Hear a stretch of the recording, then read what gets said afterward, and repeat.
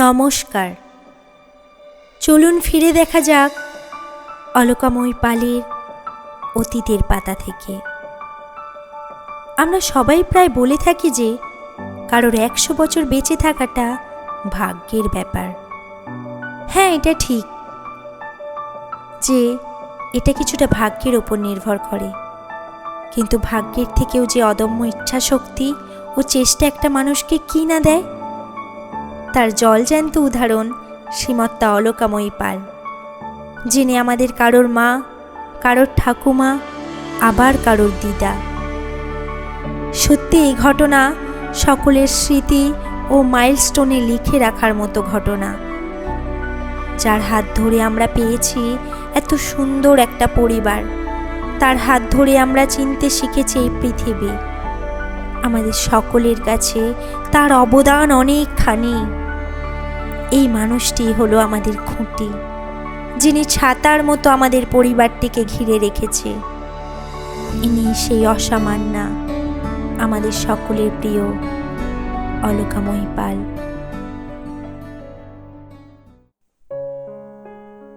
Alaka is a Hindu girl name and it is Hindi originated name with multiple meanings. Alka নামের বাংলা মানে হলো ত্রুটিহীন। যতই ঝড়ঝঞ্ঝা আসুক, পাখি যেমন তার বাসাকে আঁকড়ে রাখে, সেই রকমই আমাদের ঠাকুমাও এই পরিবারকে আঁকড়ে রেখেছে। যতই বিপদ এসেছে, ততই নিজেকে শক্ত ও শান্ত রেখেছে। কোনোদিনও ঠাকুমাকে ভেঙে পড়তে দেখিনি। তাই আজ ঠাকুমার বলাই কিছু অজানা গল্প আমরা আপনাদের সামনে উপস্থাপন করছি। অলকা, যার জন্ম হয় 11 জ্যৈষ্ঠ 1332 বঙ্গাব্দ। দিনটি ছিল শনিবার, হাওড়া জেলার ছোট্ট মাজু নামক গ্রামে। বাবা ছিলেন সৌরীন্দ্রনাথ সোম, মা নেহারিবালা সোম। অলকারা ছিলেন 3 ভাই ও 3 বোন। মায়ের মুখ থেকে শুনেছে 1 ভাই ও 1 বোন অচিন দেশে পাড়ি দেয়। তারপর তারা 4 ভাই বোনই বড় হয়ে ওঠে। অলকারা ছিল সাধারণ মধ্যবিত্ত পরিবারের, তাই সেরকমভাবে অভাব কোনোদিনও চোখে পড়েনি। কিন্তু বাবা ছিলেন খুব রাগী মানুষ, তাই কোনো ছেলে মেয়ে আবদার, ভালোবাসা কিছুই পেত না। বাবার কাছে তারা ঘেঁষতে পারত না।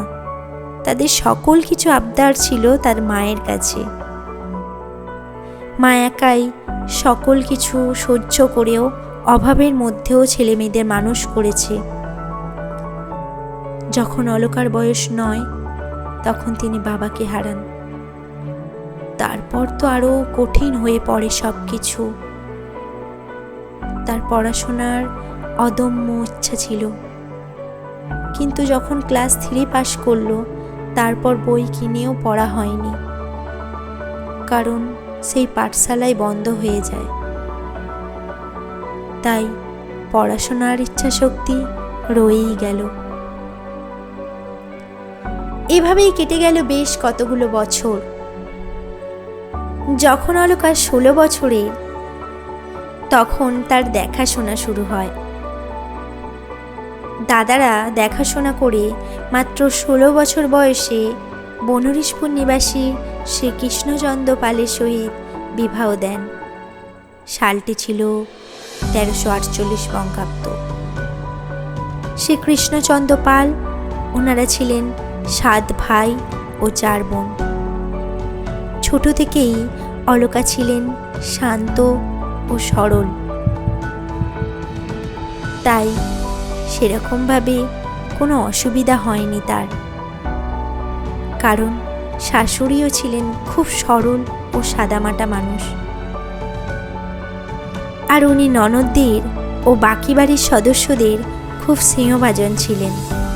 তাই সংসারে ঝগড়া অশান্তি সেরকম হয় না বললেই চলে। 1349 সালে তার প্রথম পুত্র সন্তান হন, কিন্তু সে 2.5 মাস বয়সে মারা যায়। তারপর 1350 সালে প্রথম কন্যা সন্তান জন্মায়, আদর করে যার নাম রাখে মীরা। জীবনে অলকার কোনোদিন শখ আহ্লাদ কিছুই ছিল না বলা ভুল। কারণ ওনার স্বামীর হয়তো পূরণ করার ক্ষমতা ছিল না। কারণ এত বড় পরিবার, এত মানুষজনকে খুব অভাবেই চালাতে হতো সংসার। সবাইয়ের দেখাশোনা করা সবই ছিল তার ওপর। তাই কোনো শখ আহ্লাদও তিনি রাখেননি। স্বামী কোনো সময় এনে দিয়েছে 3-4 টাকা দামের শাড়ি, সেগুলো পরেই দিন কেটেছে। একচালা মাটির ঘরে কোনো রকমে ছেলে মেয়েদেরকে নিয়ে সুখে থাকার চেষ্টা করেছে। এই সবই ছিল তার লড়াই। এইরকম লড়াই করতে করতে জন্ম নেয় আরও ছেলে মেয়ে। তাদের নাম রাখা হয় জয়দেব, দিলীপ, শঙ্কর, তপন। এরপর মেয়েরা হলেন সন্ধ্যা, মিনতি, প্রতিমা। তারপর আরও একটা ছেলে, তার নাম রাখলো জীবন। আর সবচেয়ে ছোট মেয়ের নাম হলো সুমিত্রা। মোট 5 ছেলে ও 5 মেয়ে, ভরা সংসার ঠাকুমার। অনেক সংগ্রাম লড়াই করে, অনেক কষ্ট করে এই অভাবের সংসারের মধ্যে তাদেরকে মানুষ করেছে। তিনি ছিলেন খুব দয়াশীল ও করুণাময়ী। তাই এত অভাবের মধ্যেও নিজে না খেয়ে গরিব দুঃখীকে খাইয়েছে, তাদেরকে যা পেরেছে দান করেছে। কোনো দিনও কোনো ভিখারিকে ফেরায়নি তিনি। মন্দিরে যাওয়া, পূজা অর্চনা নিয়ে থাকতে খুবই ভালোবাসতেন। তার শখের জিনিস ছিল পূজা করা। তিনি বড়দের এতই সম্মান ও শ্রদ্ধাভক্তি করতেন যে নিজে সব কিছু জানলেও আরও জানার চেষ্টা করতেন। তাদের কোনোদিনও অবজ্ঞা করতেন না। ওনাকে যদি সারাদিন পুজো নিয়ে থাকতে বলা হতো, উনি হয়তো তাই করতেন। কারণ উনি ছিলেন ভক্তিপরায়ণ। প্রত্যেকটা নিয়ম কানুন নিখুঁতভাবে পালতেন। বর্তমান দিন পর্যন্তও আমরা দেখেছি কীরকমভাবে উনি নিয়ম কানুনগুলো পালেন। সত্যি আমাদের অনেক কিছু শেখার আছে। আমরা এখনও শিখতে চাই তোমার কাছে। এইভাবে কষ্টের সংসার থেকেও একটা একটা করে ছেলে মেয়ের বিয়ে দেয়। ছেলে মেয়ে, নাতি নাতনিদের নিয়ে কোনো রকমে দিন কেটে যায়। কিন্তু 1987 সালের 3রা মাঘ চিকিৎসার অভাবে দাদু অর্থাৎ শ্রীকৃষ্ণচন্দ্র পালের মৃত্যু হয়। তারপর যেন জীবন কালো অন্ধকারে নেমে আসে। পাশে সবাই থাকলেও তার জীবন আঁধারে ঢেকে যায়। ওনার স্বামী ওনার জন্য রেখে গিয়েছিলেন বেশ কয়েক জমি। এরপর উনি আরোই একা হয়ে গেলেন। পাশে ছিলেন ওনার শুভাকাঙ্ক্ষী, ওনার ছেলে মেয়েরা। এরপর নিজেই তিনি দায়িত্ব নিয়ে ওনার সেজ ছেলে, 9 ছেলে ও ছোট মেয়ের বিয়ে দেন।